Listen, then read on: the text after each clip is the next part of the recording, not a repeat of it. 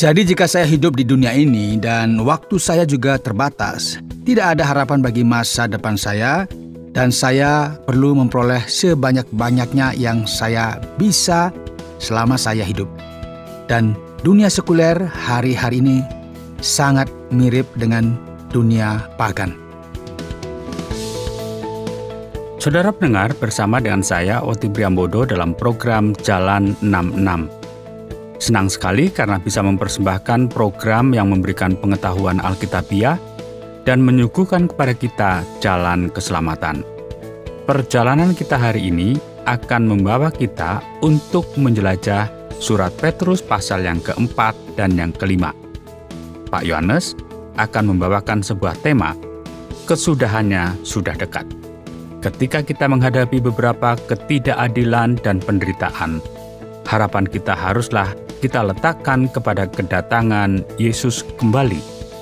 Namun sekarang, bagaimana kita bisa belajar untuk hidup dalam sebuah keseimbangan tanpa harus kehilangan sebuah harapan? Salah satu hal yang pasti adalah bahwa tidak pernah dalam sejarah sebuah keadaan digambarkan dekat dengan akhir zaman atau kesudahannya. Jadi mari kita dengarkan bersama-sama untuk kita bisa melihat bagian ini dan kita belajar di dalamnya. Saudara yang dikasihi oleh Tuhan, sebagaimana yang telah Anda perhatikan, surat pertama Petrus ini menyatakan sebuah tema yang sangat penting dan sangat mendasar di sepanjang surat-suratnya ini yang berkaitan dengan penderitaan.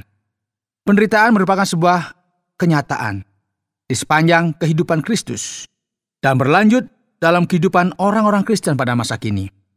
Pada awalnya dalam pasal 4 akan ada penekanan yang diberikan mengenai penderitaan Yesus Kristus sendiri. Ayat 1 berkata bahwa ia telah mengalami penderitaan badani. Dan ketika ini terjadi, kamu pun harus juga mempersenjatai dirimu dengan pikiran yang demikian. Karena barang siapa telah menderita penderitaan badani, ia telah berhenti berbuat dosa, supaya waktu yang sisa jangan kamu pergunakan menurut keinginan manusia, tetapi menurut kehendak Allah. Sebagaimana Kristus juga telah menderita dalam ketaatan sepenuhnya kepada Allah, kita sekarang perlu berhenti sejenak, saudara, dan memikirkan kembali tentang perbuatan-perbuatan kita. Nah, bagian ini berbicara secara langsung kepada orang-orang bukan Yahudi yang telah menjadi percaya, yang telah menjadi orang Kristen. Dan kemudian firman Tuhan mengatakan, sebab telah cukup banyak waktu kamu pergunakan untuk melakukan kehendak orang-orang yang tidak mengenal Allah. Saudara, bagaimanakah kehidupan mereka pada waktu itu? Kamu telah hidup dalam rupa-rupa hawa nafsu, keinginan, kemabukan, pesta pora, perjamuan minum, dan penyembahan kepada ilah yang terlarang. Dunia yang terhilang telah diserahkan kepada berbagai macam kecemaran, sebagaimana yang dikatakan dalam ayat 4, yaitu dalam ketidaksenonohan dan fitnah. Orang-orang yang ada di dunia ini berpikir bahwa ini merupakan sesuatu yang aneh sekali, bahwa kita tidak melakukan hal-hal yang sama dengan mereka, dan hal inilah yang membuat mereka tersinggung. Nggak seneng begitu ya, kok beda? Nah, kebenarannya adalah bahwa mereka tidak tahu bahwa kesudahannya sudah dekat. Tetapi mereka harus memberi pertanggungan jawab kepada Dia yang telah siap sedia menghakimi orang yang hidup dan yang mati. Firman Tuhan menjelaskan dengan sangat jelas dan bahkan mengatakan, itulah sebabnya maka Injil telah diberitakan juga kepada orang-orang mati, supaya mereka sama seperti semua manusia dihakimi secara badani, tetapi oleh roh dapat hidup menurut kehendak Allah. Ayat 7 ini mulai menyatakan bahwa kesudahannya sudah dekat. Jadi jika benar bahwa penderitaan kita di dunia ini akan berakhir, akhir ini jugalah yang akan menyatakan penderitaan setiap orang yang menolak Allah. Maka kita perlu memperhatikan dengan seksama segala pengajaran ini. Kesudahan, segala sesuatu sudah dekat. Karena itu kuasailah dirimu dan jadilah tenang, supaya kamu dapat berdoa. Tetapi yang terutama, Kasihilah sungguh-sungguh seorang akan yang lain, sebab kasih menutupi banyak sekali dosa. Berilah tumpangan seorang akan yang lain dengan tidak bersungut-sungut. Layanilah seorang akan yang lain sesuai dengan karunia yang telah diperoleh tiap-tiap orang sebagai pengurus yang baik dari kasih karunia Allah. Jika ada orang yang berbicara, baiklah ia berbicara sebagai orang yang menyampaikan firman Allah. Setiap orang yang mengambil bagian dalam pelayanan haruslah melakukannya dengan setia. Jika ada orang yang melayani, baiklah ia melakukannya dengan kekuatan yang dianugerahkan Allah. Dengan kata lain, saudara, mari kita melakukan segala sesuatu yang kita bisa lakukan supaya hidup kita berguna bagi orang lain, karena kesudahannya sudah dekat. Saudara-saudara yang kekasih, janganlah kamu heran akan nyala api siksaan yang datang kepadamu sebagai ujian, seolah-olah ada sesuatu yang luar biasa terjadi atas kamu. Penderitaan dan pergumulan ditekankan di sini karena orang Kristen pada waktu itu sedang dianiaya. Sebaliknya bersukacitalah sesuai dengan bagian yang kamu dapat dalam penderitaan Kristus. Demikian di dalam ayat 13, supaya kamu juga boleh bergembira dan bersukacita pada waktu ia menyatakan kemuliaannya. Kita bisa mengalami penderitaan, dihina oleh karena nama Kristus, namun roh kemuliaan dan Allah sendiri ada di dalam diri kita. Kita perlu mengarahkan pandangan kita pada masa yang akan datang, daripada kita memperhatikan penderitaan kita saat ini, karena kesudahannya sudah dekat. Jangan ada seorang pun yang harus menderita karena kejahatan. Jika ada seorang yang harus menderita karena ia adalah pembunuh, pencuri atau penjahat atau pengacau, maka ini merupakan sebuah masalah yang serius. Namun demikian, jika kita menderita sebagai orang Kristen, jangan malu ya. Kebenarannya adalah bahwa Allah lah yang mengendalikan segala keadaan, cepat atau lambat. Ia akan campur tangan dan menyatakan penghakimannya. Sebab telah tiba waktu penghakiman itu, dan penghakiman itu dimulai dari rumah Allah. Allah akan menghakimi orang-orang yang tidak taat kepada Injil Yesus Kristus. Namun setiap orang yang menderita karena kehendak Allah, jangan khawatir, melainkan ia harus mempercayakan hidupnya kepada Sang Pencipta dan lakukan apa yang baik. Karena akhir dari segala sesuatu sudah dekat, dan kita tahu bahwa Allah akan menghakimi setiap sikap yang salah dan jahat yang dilakukan. Jadi sekarang firman Tuhan akan menuliskan lagi dalam pasal 5 yang berbicara mengenai pelayanan yang harus dilakukan dalam masa penderitaan. Akhir dari segala sesuatunya sudah dekat. Namun ketika hal ini belum terjadi, dan kita juga masih bergumul dan mengalami penderitaan, bimbingan apakah yang kita perlu ikuti dalam kehidupan kita sebagai orang Kristen? Aku menasihatkan para penatua di antara kamu, aku sebagai teman penatua, yaitu penatua dari gereja setempat ya, dan saksi penderitaan Kristus yang juga akan mendapat bagian dalam kemuliaan yang akan dinyatakan kelak. Yang meminta para penatua untuk gembalakanlah kawanan domba Allah yang ada padamu, jangan dengan paksa, tetapi dengan sukarela sesuai dengan kehendak Allah, dan jangan karena mau mencari keuntungan, tetapi dengan pengabdian diri. Janganlah kamu berbuat seolah-olah kamu mau memerintah atas mereka yang dipercayakan kepadamu, tetapi hendaklah kamu menjadi teladan bagi kawanan domba itu. Saudara, bagian ini sangat jelas dan memberikan sebuah arahan yang tepat bagi para penatua, pendeta yang memperhatikan dan mengembalakan kawanan domba, yang memperhatikan gereja. Petrus memberitahu mereka untuk melakukan segala sesuatu dengan hati mereka, bukan dengan keinginan untuk melayani hanya karena uang, menjadi orang yang kaya, bukan begitu. Setiap kita yang sedang memimpin orang lain, jangan ya memperlakukan orang seakan-akan mereka ini properti kita. Karena setiap orang yang melakukan hal tersebut, setiap orang yang melihat pelayanan mereka sebagai sumber kekuatan, mereka sebenarnya telah lupa bahwa kesudahannya sudah dekat. Dan firman Tuhan jelas sekali. Maka kamu, apabila Gembala Agung datang, kamu akan menerima mahkota kemuliaan yang tidak dapat layu. Demikian jugalah kamu, hai orang-orang muda, tunduklah kepada orang-orang yang tua. Ya, ini kemungkinan yang dimaksudkan merupakan pendeta muda kepada pendeta seniornya. Dan kamu semua rendahkanlah dirimu seorang terhadap yang lain, sebab Allah menentang orang yang congkak, tetapi mengasihani orang yang rendah hati.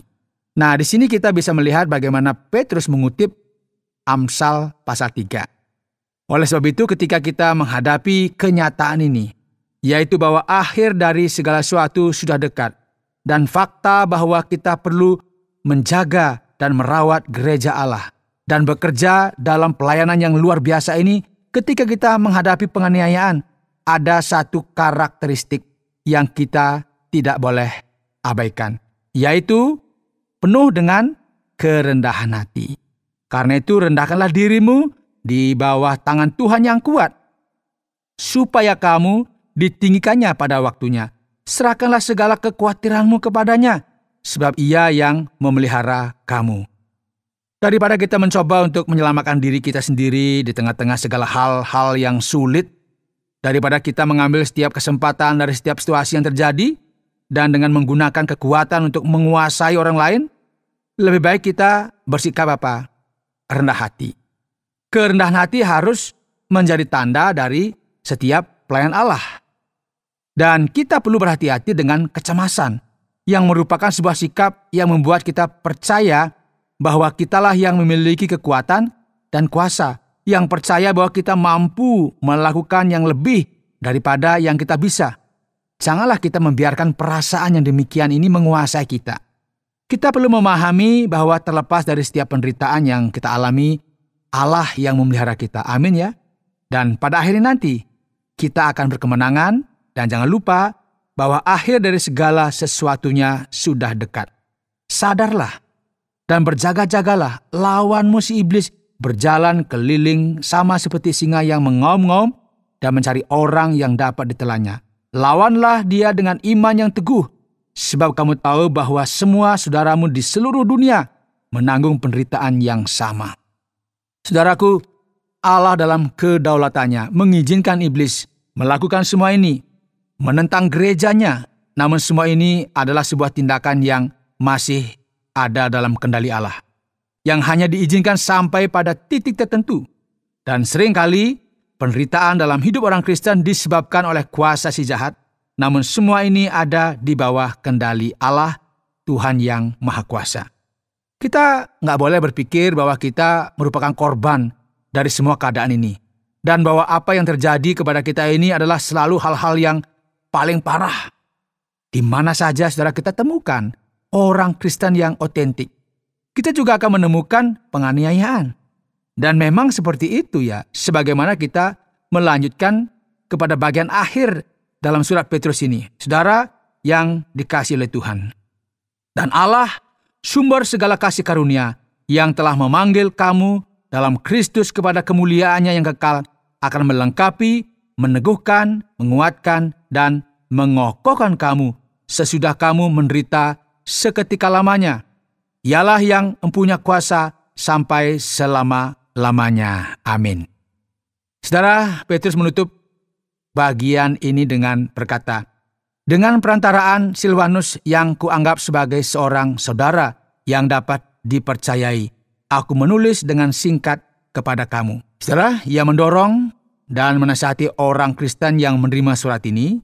Sekali lagi pada bagian akhir, Petrus rindu supaya damai sejahtera dari Kristus menyertai semua orang, dan ia meminta supaya masing-masing mereka memberikan salam satu sama lain dengan cium kudus.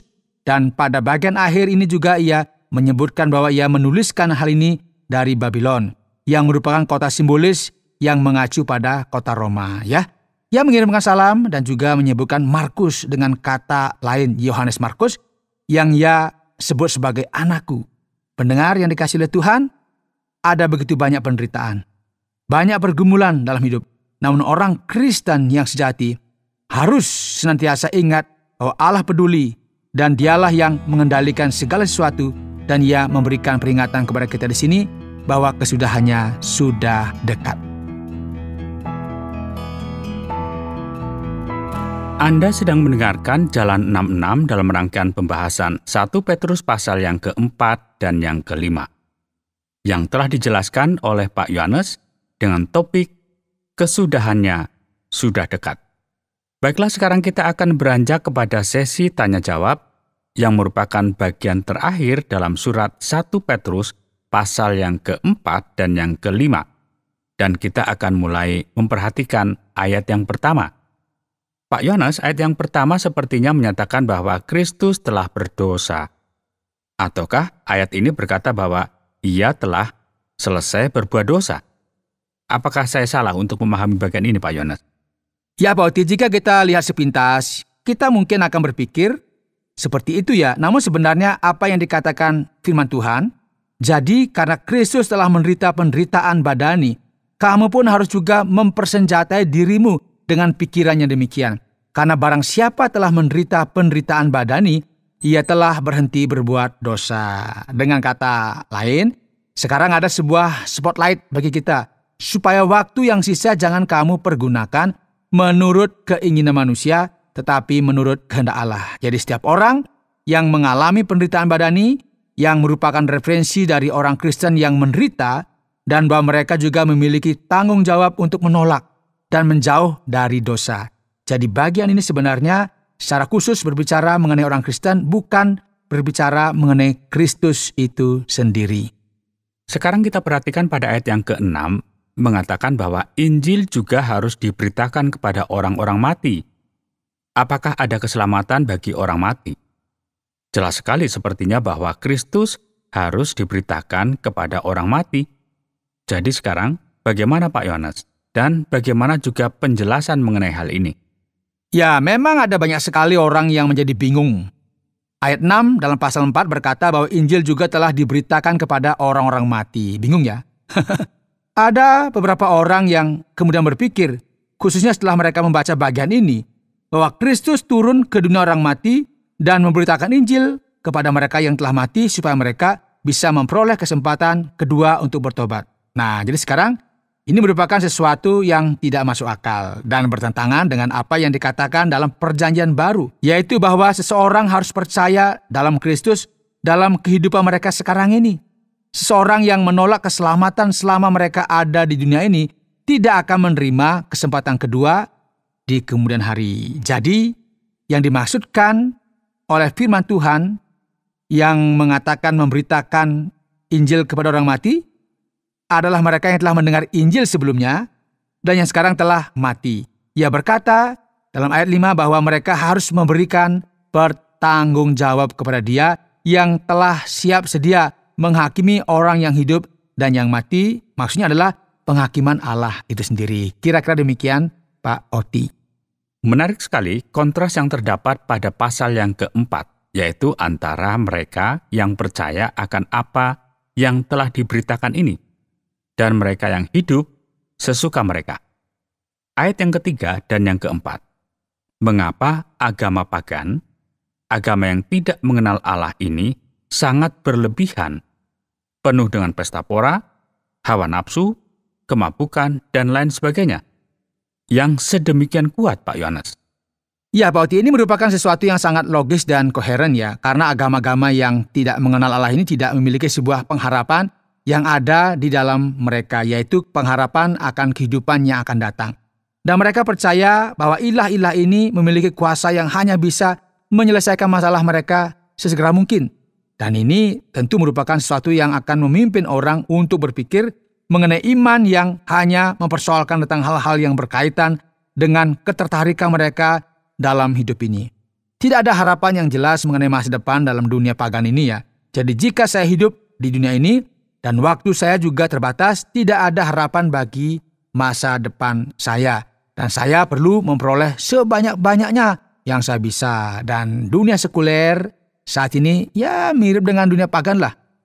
Oleh sebab itu, tidak peduli apakah orang tersebut terpelajar dan berbudaya, apakah mereka telah banyak belajar atau tidak, atau apakah mereka memiliki banyak sumber daya, kekayaan, dan teknologi. Jika mereka tidak memiliki pemahaman akan kebenaran, jika mereka tidak memiliki harapan setelah kematian, maka kecenderungannya logisnya adalah mereka mencemplungkan diri mereka ke dalam rupa-rupa keinginan, hawa nafsu, pesta pora, dan kemabukan, sama seperti yang dilakukan oleh agama pagan dengan tujuan untuk lari dari kenyataan hidup dan putus asa karena mereka perlu arahan dan bimbingan. Demikian Pak Oti.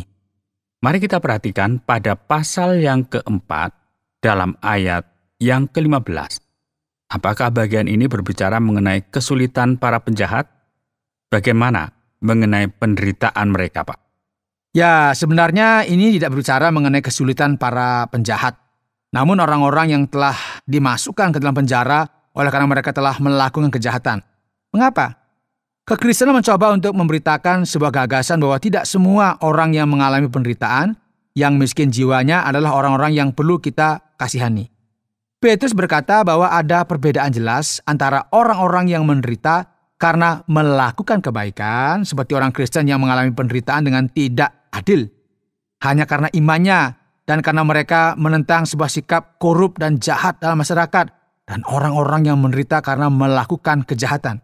Jadi jika ada seorang yang harus menderita, janganlah hendaknya mereka menderita oleh karena mereka melakukan berbagai macam kejahatan atau sebagai orang yang suka ikut campur urusan orang lain.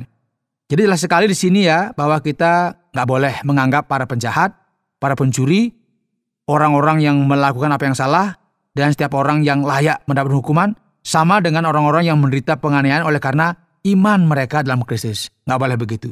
Kita nggak bisa memahami bahwa orang-orang yang menderita karena melakukan kejahatan sebagai orang-orang yang harus dikasihani, yang mengalami berbagai ketidakadilan. Ini harus jelas, harus clear di sini. Sekarang ketika kita masuk dalam pasal yang kelima, bagian terakhir dari surat 1 Petrus ini, kita melihat di sini bahwa Petrus adalah seorang penatua. Sebenarnya, apakah posisinya dalam kegerejaan ini, Pak Yohanes?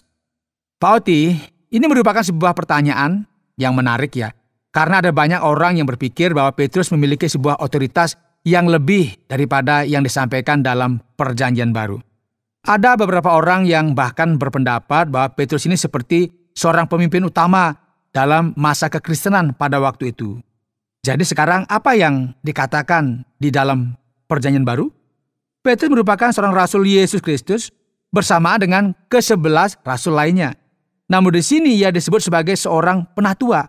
Penatua ini ya merupakan sinonim dari pendeta, begitu ya. Meskipun ia membimbing beberapa pendeta lain di sini ya, ketika ia berkata, "Aku menasihatkan para penatua di antara kamu. Aku sebagai teman penatua dan saksi penderitaan Kristus." Dalam Perjanjian Baru yang menjadi pemikiran bukanlah mengenai otoritas atau kuasa, namun kemampuan dan kapasitas kita dalam melayani satu sama lain. Gagasan dari seorang pendeta, penatua, presbiter, atau uskup adalah untuk melayani orang Kristen dalam jemaat lokal atau gereja lokal. Dan setelah itu, ia akan melanjutkan dan menyampaikan beberapa nasihat berkaitan dengan pelayanan ini dan bahaya dari jabatan pendeta. Apakah ini juga masih merupakan sebuah realita pada hari ini? Dan apakah kita juga perlu untuk berhati-hati dalam bagian ini, Pak Yohanes? Ya, tidak bisa kita ragukan lagi, Poti, bahwa kita perlu berhati-hati. Ini semua merupakan sebuah risiko yang masih ada sampai hari ini, yang perlu kita perhatikan bersama. Dan apa yang kita bisa lihat di sini adalah bahwa meskipun ya ada orang-orang yang mengambil jabatan seorang pendeta, orang tersebut juga masih bisa terobsesi dengan kekuasaan. Bagaimana hal ini terjadi? Kok bisa? Nah, ini terjadi ketika seorang memahami peranannya sebagai seorang pendeta sebagai sumber untuk dia memperoleh kekayaan atau popularitas. Gagasan untuk menjual firman Tuhan sebagai sebuah cenderamata, ya mungkin seperti itu ya. Gagasan yang untuk mencoba memperoleh keuntungan dengan hal-hal yang berkaitan dengan Allah merupakan sesuatu yang patut kita pertanyakan. Dan firman Tuhan menuliskan kepada kita bahwa ketamakan tidak boleh menjadi bagian dari seorang pendeta. Jadi apa yang mungkin merupakan sesuatu yang lebih problematis adalah ketika seorang pendeta berusaha untuk menguasai kawanan domba tersebut. Ada orang-orang yang Allah dengan kasih karunia-Nya telah mengizinkan mereka untuk memiliki kecenderungan untuk merawat kumpulan orang percaya ini, dan terkadang mereka juga akhirnya memahami bahwa jemaat yang mereka layani ini adalah milik mereka. Ini merupakan sebuah sikap yang bahaya, yang sangat jauh dari apa yang diajarkan mengenai kepemimpinan dalam Perjanjian Baru. Sikap semacam ini perlu dipertanyakan dan memang harus ditolak ya. Jadi, untuk kita bisa mengakhiri, surat ini diakhiri dengan menyebutkan Silvanus dan Markus. Dan surat ini juga menyebutkan Babylon. Nah, apakah ada hal-hal yang bercampur aduk di sini, Pak Yohanes? Mengapa demikian? Ya Pak Oti, kita memang perlu memperhatikan hal ini mengenai Silwanus. Nama ini juga merupakan nama dari Silas. Silas yang disebutkan di sini merupakan Silas yang sama seperti yang disebutkan bersama-sama dengan Paulus di dalam penjara, dan sebagaimana yang kita ketahui, ya Petrus menggunakan bantuan Silas dalam penulisan surat ini. Menjadi semacam sekretaris begitu ya, yang menuliskan surat kemudian didiktekan oleh Petrus. Inilah mengapa ayat 12 berkata, dengan perantaraan Silwanus yang kuanggap sebagai seorang saudara yang dapat dipercayai, aku menulis dengan singkat. Dan sekarang, Markus juga perlu kita ingat sebagai Yohanes Markus, penulis dari Injil kedua dalam Perjanjian Baru, dan dia sangat berkaitan erat dengan Petrus. Injil Markus ini sendiri memiliki sebuah otoritas yang spesifik, karena di balik Markus terdapat otoritas dari Petrus. Dan mengenai Babylon, sebenarnya telah disebutkan sebelumnya, namun saya akan menjelaskan lagi. Babylon merupakan sebuah kata kiasan untuk Roma pada masa itu, karena ini merupakan sebuah ibu kota yang besar dan pusat dari pemerintahan dunia. Jadi ini mengapa Petrus menuliskan hal ini dan menyebutnya sebagai Babylon. Demikian Pak Oti. Sekarang, bagi setiap Anda yang setia mengikuti program kami, mungkin sekarang Anda bertanya-tanya pada diri Anda sendiri, apakah ini akhir dari segala sesuatu? Akhir dari semuanya sudah dekat? Dan sampailah kita pada kesimpulan akhir dari bagian ini. Saudara, hari ini dalam program Jalan 66, kita telah belajar bersama-sama akhir dari surat pertama Petrus ini, dan tema kita, kesudahannya sudah dekat. Anda telah melihat bahwa penderitaan dan ketidakadilan yang dialami oleh jemaat Kristen mula-mula diseimbangkan dalam surat ini, dan ini juga merupakan sebuah peringatan bagi kita bahwa kesudahannya sudah dekat, dan bahwa Allah akan menyatakan penghakiman akhir. Saudara yang dikasihi oleh Tuhan, kita semua perlu mengingat bahwa bagi orang jahat yang tidak mengharapkan datangnya kesudahan ini, ada banyak penderitaan yang menantikan mereka. Namun bagi pelayan Allah, orang-orang yang telah mengalami penderitaan dengan tidak adil, mereka akan segera melihat akhir dari penderitaan mereka. Saudara pendengar, karena waktu yang tidak memungkinkan, kita akhiri program Jalan 66 kali ini. Kami menantikan Anda untuk tetap mengikuti pelajaran berikut dalam lanjutan pembelajaran Alkitab yang memberikan pelajaran menyeluruh tentang firman Tuhan. Jika Anda memiliki pertanyaan atau berespon terhadap topik berhubungan dengan program ini, silakan menyampaikan melalui WhatsApp ke nomor 081 333 777 386. Terima kasih atas perhatian Anda.